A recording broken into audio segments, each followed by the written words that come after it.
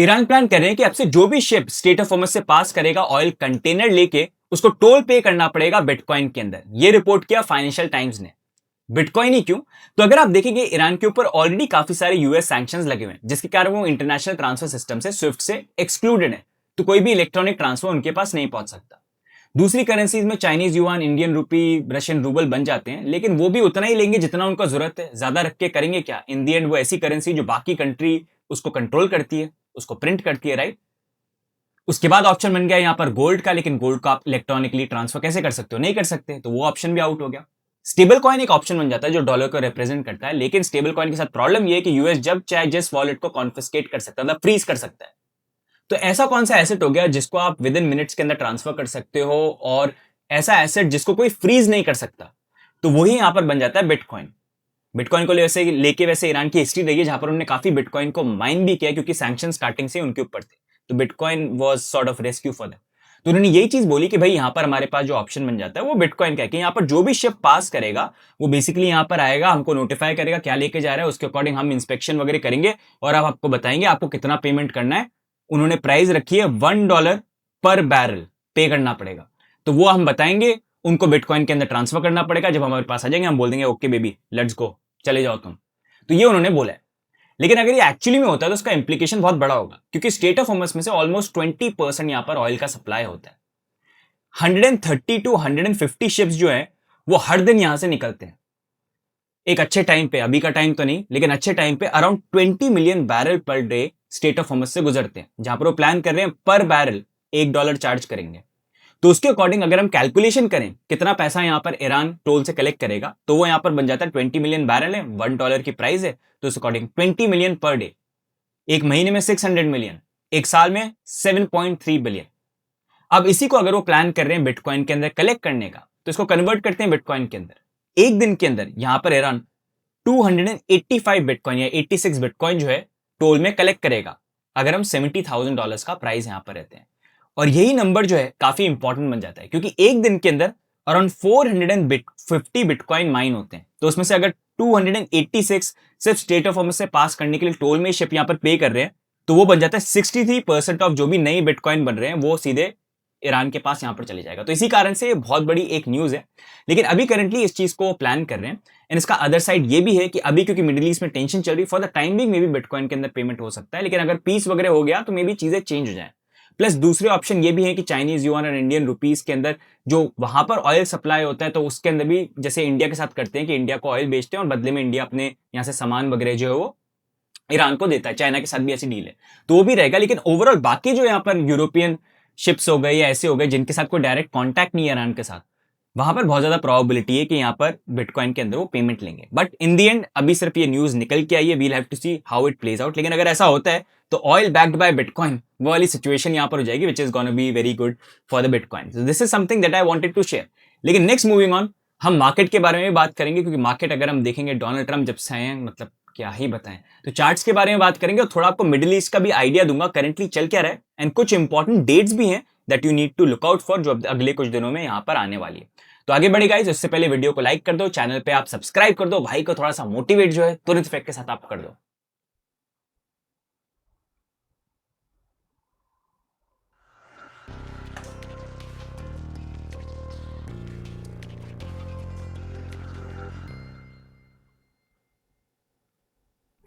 Okay, तो सबसे पहले हम स्टार्ट करते हैं बिटकॉइन के अपडेट के साथ, जहां पर प्राइस वाइज थोड़ा सा हमको राइज देखने को मिला, लेकिन कोई इतना बड़ा भी राइज नहीं आया।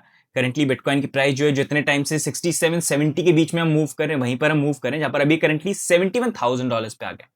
एक अच्छी चीज ये है कि यहाँ पर 50 और 20 weekly moving average, sorry daily moving average, जो उसके ऊपर बिटकॉइन की प्राइस यहाँ पर करंटली चली गई है।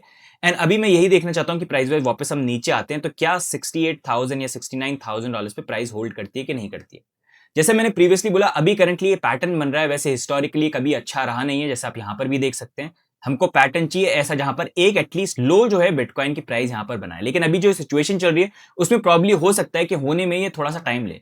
अगर अभी हमको कुछ ब्रेकआउट देखने को मिलता है तो दैट एक्चुअली मीन्स कि हमको बहुत जल्दी लोअर लेवल, मतलब मार्केट में एकदम से फोमो क्रिएट करके और एकदम से डाउनवर्ड मूवमेंट जो है उसकी पॉसिबिलिटी यहां पर ज्यादा बन सकती है।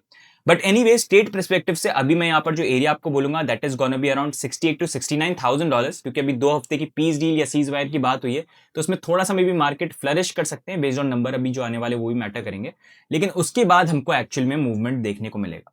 मैं जो मेन आपको ये बोलूंगा अभी जैसे जो रेंज है उसके according this is a very good zone जहां पर अगर बिटकॉइन को आपको अक्यूमुलेट करना है, जैसे आई कीप ऑन सेइंग कि ये लेवल्स अभी दिख रहे हैं, कुछ लंबे टाइम तक चल सकते हैं, प्राइस थोड़ी नीचे आ सकती है, लेकिन इन द लॉन्गर रन यही लेवल्स होंगे जो आप फ्यूचर में देखेंगे और बोलेंगे अरे यार तब खरीद लेना चाहिए था।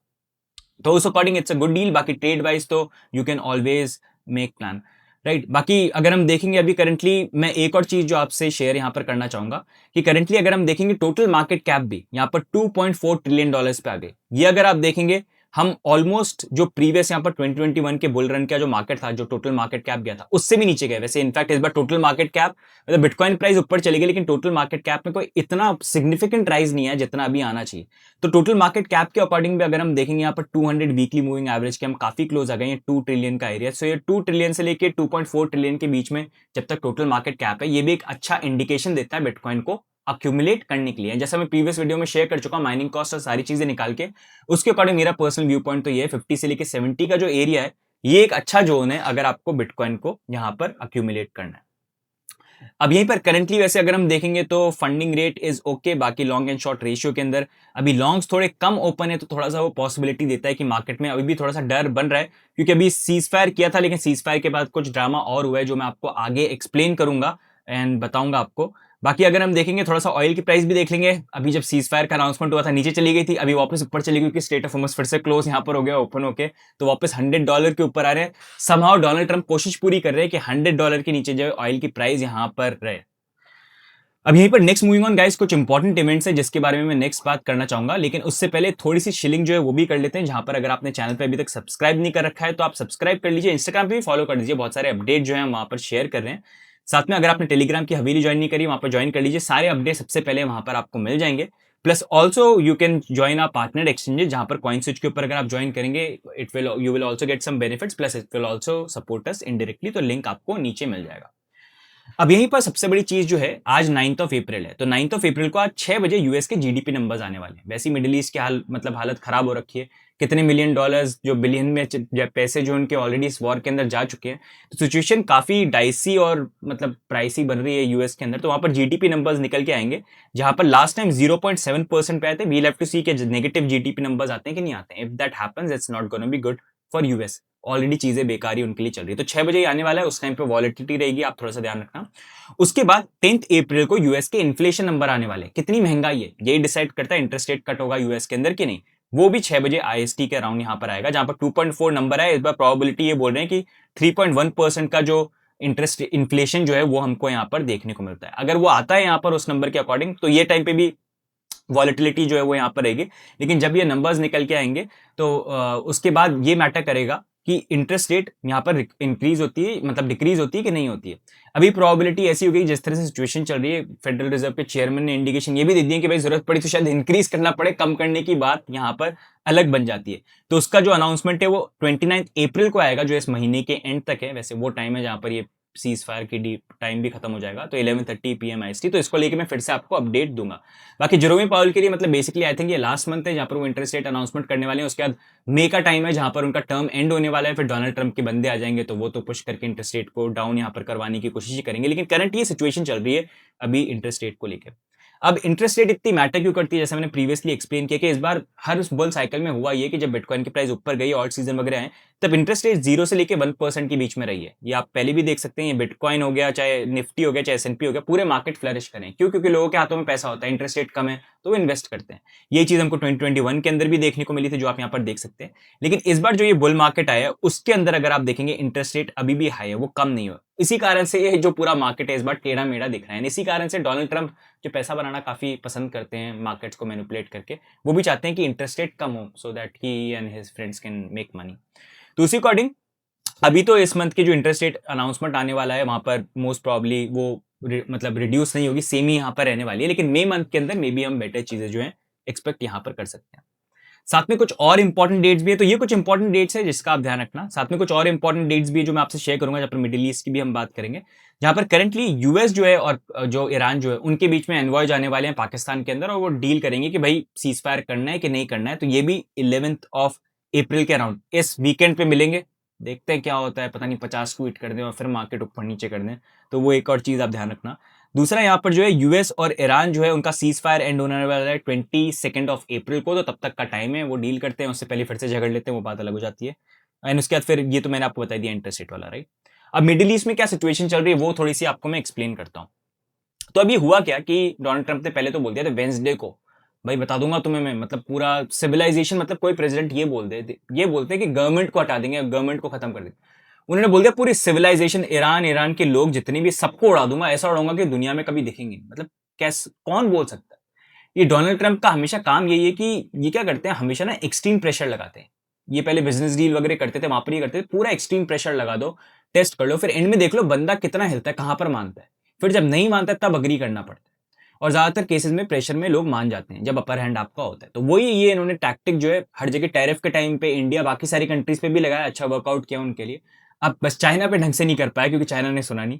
यही टैक्टिक इन्होंने ईरान वॉर के अंदर लगाया, लेकिन ईरान सुनने को तैयार नहीं, बोला तू कुछ भी बोलते रहे, मेरे को तो अपने, तू क्या दे रहा है 15 पॉइंटर, मेरे ये 10 पॉइंटर दे, मेरे को दे, मैं नहीं मानने वाला।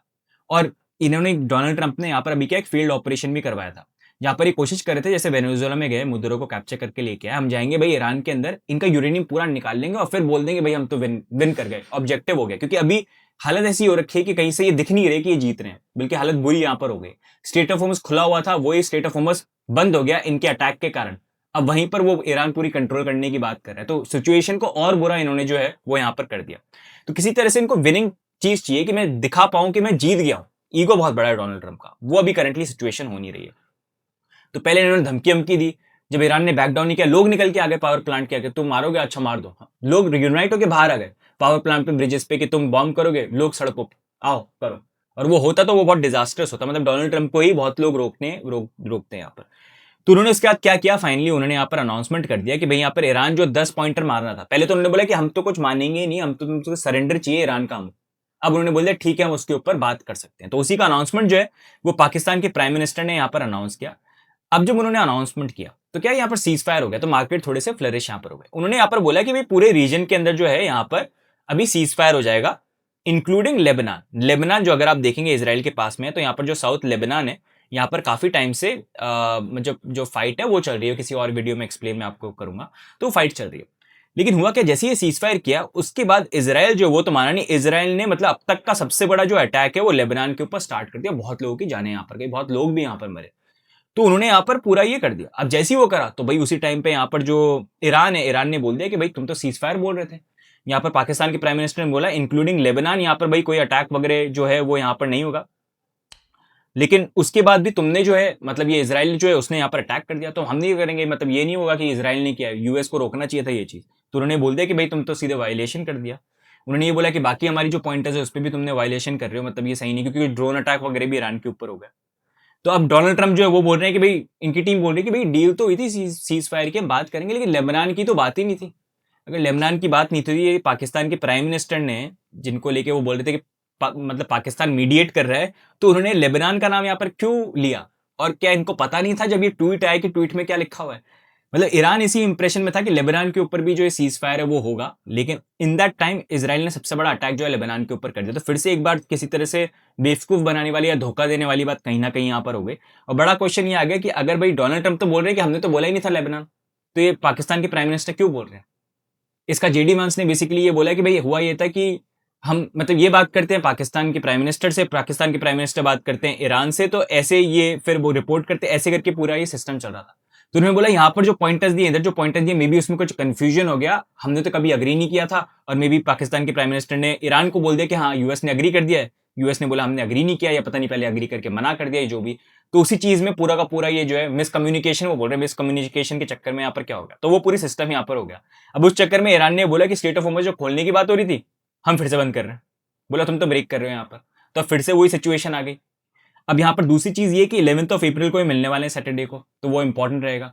अब ये बोल रहे हैं कि ऐसी सिचुएशन चलती रहे तो हम तो मिलने वाले नहीं है, क्योंकि ईरान जो है वो डोनाल्ड ट्रंप की बातों में आता नहीं है। बाकी कंट्रीज फिर भी आती है। ईरान साफ साफ बोलता है कि तुमको हमको जो चाहिए हमको पता है, हमको तुम्हारी बातें आती नहीं सुननी।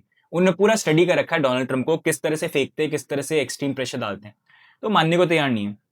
तो 11th अप्रैल को मीटिंग आप देख रहे हैं वहां पर वो होती है कि नहीं होती है, आज रात को क्या अनफोल्ड होता है, किस तरह से चीजें होती हैं, we'll have to see. But ये सारी जो चीजें अभी यहाँ पर हो रही है, अब इन सारी जियो पॉलिटिकल सिचुएशन का मार्केट पे इम्पैक्ट तो हो गया, क्योंकि अनलाइक यूक्रेन एंड रशिया ये काफी डिफरेंट लेवल पे हो रही है।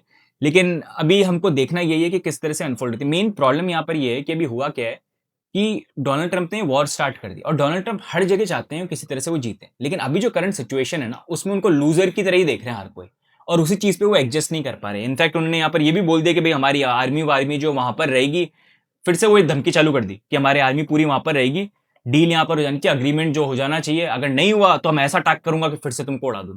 तो बंदा ये बोलता है, सुबह उठता है बोलता है तुमको उड़ा दूंगा, शाम होता है बोलता है चलो पीस कर लेते हैं, अगले दिन सुबह उठेगा तुम्हें उड़ा दूंगा, फिर उसके बाद बोलेगा शाम को हम पीस करते हैं। उसे मार्केट ऊपर नीचे हो जाते हैं, और अगर आप देखोगे इनके खुद की फैमिली जो है वो ट्रेड कर करके अच्छे पैसे जो है कमा रहे हैं। क्रिप्टो मार्केट तो आपने देखा ही है किस तरह का मैनिपुलेशन वहां पर हुआ था।